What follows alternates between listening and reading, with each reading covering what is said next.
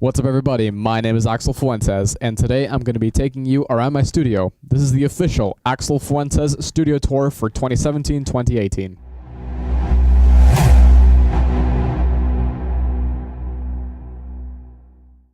Okay, so starting right here, I have this stool, which I occasionally use. I mostly use it when I'm practicing bass. And up here I have Walmart bags to use as trash bags, because Walmart and trash are exactly the same thing. Yeah, I know.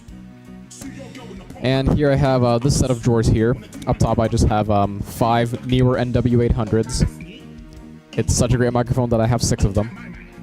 I use these to record my choir and my orchestra. So, great microphone, and it's a very, very affordable price. And then here I just have the case for my Behringer C1 and the case for my Sterling S50. I used to have an MXL 990, but I sold that. I used to have an Sterling S30, which was in that case as well, but I sold that one too because I didn't need it anymore. And then I have these 2 small cases here that my mom made for me. First drawer, I have all my cables. I have XLR, 1/4 inch, 1/8 inch, you name it, I have it here.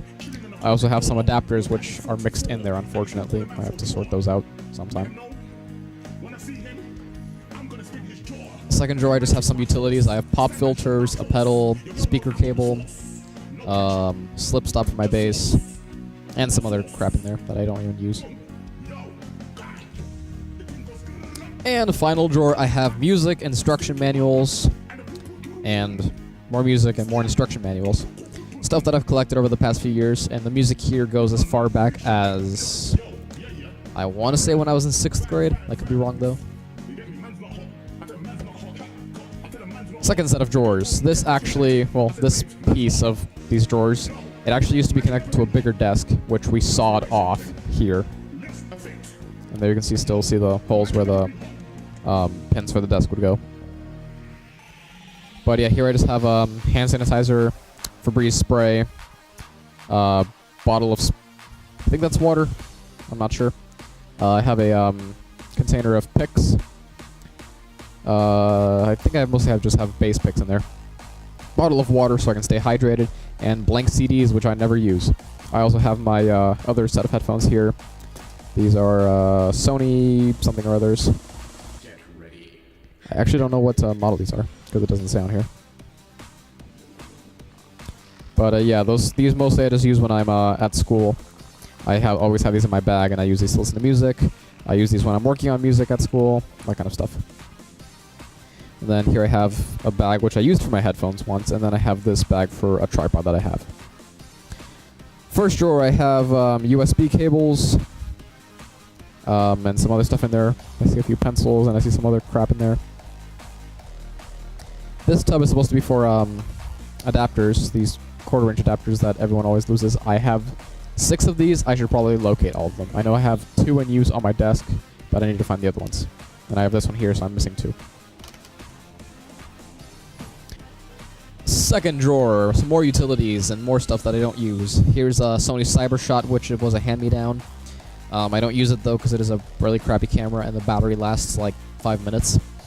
I also have Roller Coaster Tycoon 3, which was gifted to me by my cousin way back in the day. I have this game, which my cousin introduced to me way back in the day, and then I bought it after I started working in like 2013.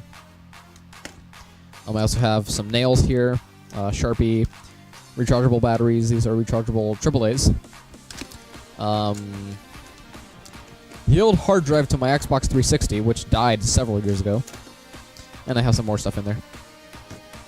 And in the last drawer, I have tools, cleaning supplies, batteries, and other stuff. Pliers, super glue.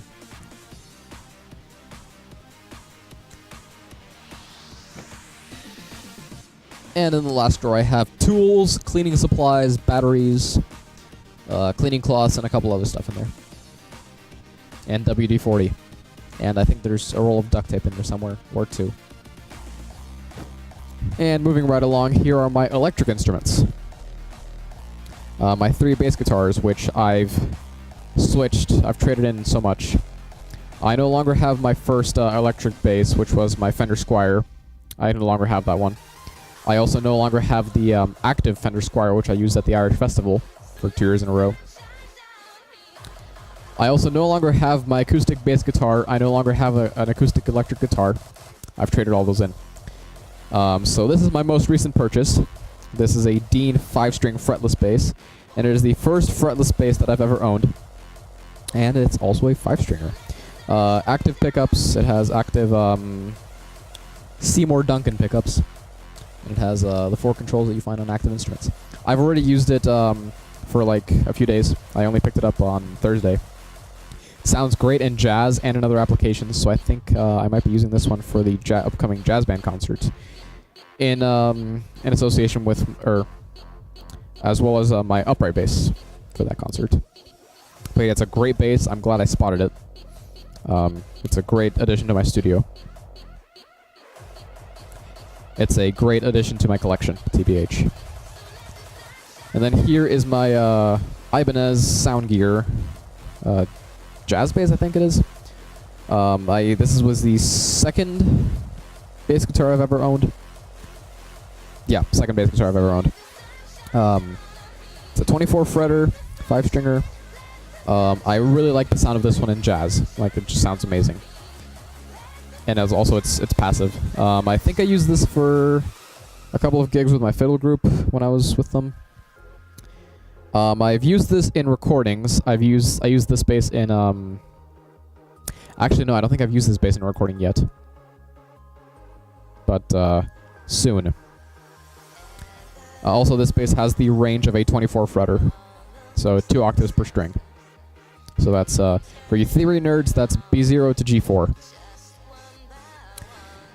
Next, here is my Alvarez bass guitar. I got this one sometime this year, actually. Just love this color. I like the color red, if you can't already tell. Sounds amazing. It pretty much combines the sound of a Fender Squier and the sound of this Ibanez. So yeah, I really like it. And this is my Cecilio electric upright bass, which I've reviewed in a previous video. I just fixed it, actually, by myself. The peg for the D string was actually wearing down. The hole it was wearing down, and it was pulling the peg down. So I just put some duct tape on the inside there, and I got it to work again. And it actually works really well. It stays in tune perfectly. I've used this in jazz band, and I think it sounds amazing for jazz. But I might not use it for this first concert. And then back there I have the case for my upright bass and for my bow. And then here I just have 2 cases for my bass guitars. And that right there is the case for my computer, or the case for my portable recording kit. Back there I just have some spare quarter-inch cables. And then there is a quarter-inch cable in all of these cases. And here are my amplifiers. This is the big one, the Gallion Kruger 700RB 210, which I previously reviewed in a video. Great bass amp. Works great with pretty much any bass that you use with it.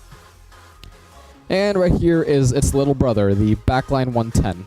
This one I purchased as a travel and practice amp, and it does fulfill that purpose. This is the amp that I take with me to college, because I really don't want to be lugging that thing around all over the place. This one is pretty powerful for its size, and I was using it on the 3rd floor of the music building, and I turned it up all the way, and I could feel the entire 3rd floor shaking. Works great with... This one also surprisingly works great with... This one also surprisingly works great with all my basses. Works great, especially with my electric upright and my acoustic upright. But whenever I'm here at home, I use this one specifically for my electric upright. And then I use this one down there specifically for my bass guitars. And here is the Behringer Ultra DI, which is just acting as a direct box for this amplifier. So that way I don't need to have a microphone up to this one if I'm recording with it. Same thing with this one, because it has a direct out right on it, so I don't need to be I don't need to put microphones up to either of these. So I was able to sell both of those microphones. And here's the main command center, the heart of the operation. This is where my studio pretty much runs. I have my computer right there on the right. It's a Lenovo Z70, which I think I've shown in other videos. I've had it for 2 years. Yeah, more than 2 years now. and it is my weapon of choice. It has not failed me yet, and I trust it will not for a good while. And then here I have this AOC monitor, which I got 2014. And then here I have this 10-port USB hub, which I got on Black Friday. And I also got that external hard drive right there on Black Friday. This keyboard right here I got as a birthday present in 2014. It's a Casio LK165, fully armed with MIDI. Great little keyboard. I use it for MIDI and remastering. And it's currently, besides being connected through USB, it's also connected directly. It's going into that direct box right there, and from there, it's going into channels 7 and 8 on my audio interface. And while we're on the subject, this is my audio interface, the Tascam US 16x8. Great audio interface. I could not be any happier with this. Best part about it is that it's also a digital mixer, and it comes with software which comes with digital mixing software, and it comes with onboard EQ and compression, so I don't need to have any outboard gear. And currently you can see me talking right there on channel 11. Now you'll notice that I have an empty rack space under here. I sold my Behringer 8200 mic pre because I no longer needed it. But here's my CAD receiver, which is what's picking up the signal from my wireless mic. And down there is my Behringer Euphoria UMC 202, which I still use it here, but I use it mostly for Skype, and I use it as an external audio device. As a backup recorder, if you will. And here I have my Tascam DR40 digital recorder, which I also use as a backup recorder. I use it as an offset recorder, and currently I have it plugged into I have my CAD receiver plugged into it currently, but I'm not using it at the moment. And this cable is supposed to go to this so that I can keep it powered if I'm using it here. This is the microphone I was talking about. This is my Neewer NW800, which I use from everything from live narration to Skype calls. I have occasionally used it for spoken vocals. And yeah, it's a great microphone. It's the same one that I have 6 of. And I have it here on this nifty scissor arm mount, so I can just swing it out of the way when I don't need it. Bring it over to the chair when I do need it.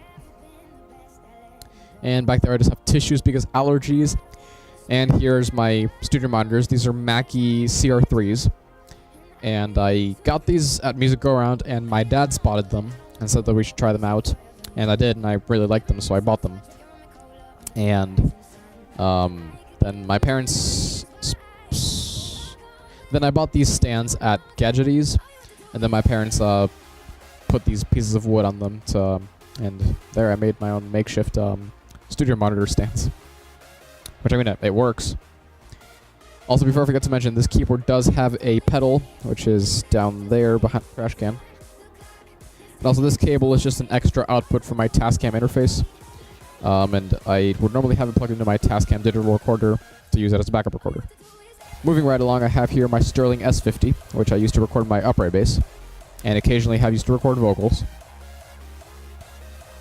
Great microphone, always a weapon of choice. And here I have my main vocal microphone with all the upgrades. So I have it with this vocal shield and this pop filter. This is the Behringer C1, possibly one of the best vocal microphones, or affordable vocal microphones that I've ever owned. This shock mount is not a Behringer shock mount. It's actually a shock mount for a Samson CO1. But that one and this microphone are basically the same one.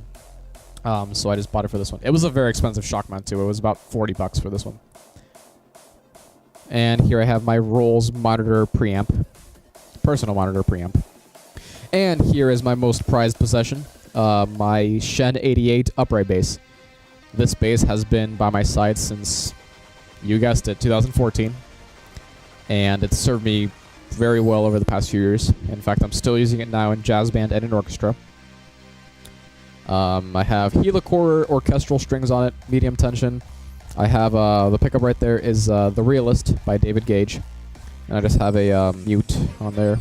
I also have a practice mute, but I don't really use it that much. It is currently on an Ingalls stand, and there's my bow. It's a carbon fiber bow. Great sounding bass. I absolutely love it. And here's just some other odds and ends that I probably shouldn't even spend time talking about. And then I have a tripod down there. It's a smaller tripod. And then I have the big tripod here, which is what I was using earlier and what I'm going to use for the outro. And I have this mount here for my phone. So my phone is essentially my camera. And, well, chair, obviously, for sitting. I have this table. I usually just have stuff here. Like this here is, I just have my other wireless microphone in here. And its transmitter. And here I have, this is for my oral skills class, Anthology for Sight Singing. Very expensive textbook. There I have my tablet and my backpack with all my school stuff in it. And then here I just have a music stand and a few mic stands. And here is my lovely green screen, which you've seen me use time and time again. And then up here I have 3 lights. This one here in the center, my dad brought me from his school where he teaches that. And I never thought I'd actually be using it, but I installed them up here. And then my parents bought that one and that one at New Uses. And one of them was actually broken. I don't know if it was that one or that one, but I just glued it back together. I installed them up here. And these are the lights that I use for my green screen. And the lights that I use for when I'm doing gear reviews on that side. And over here.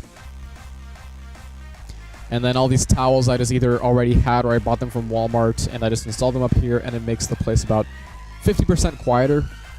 And that does it for my studio tour. Thank you very much for watching, and I'll see you next time.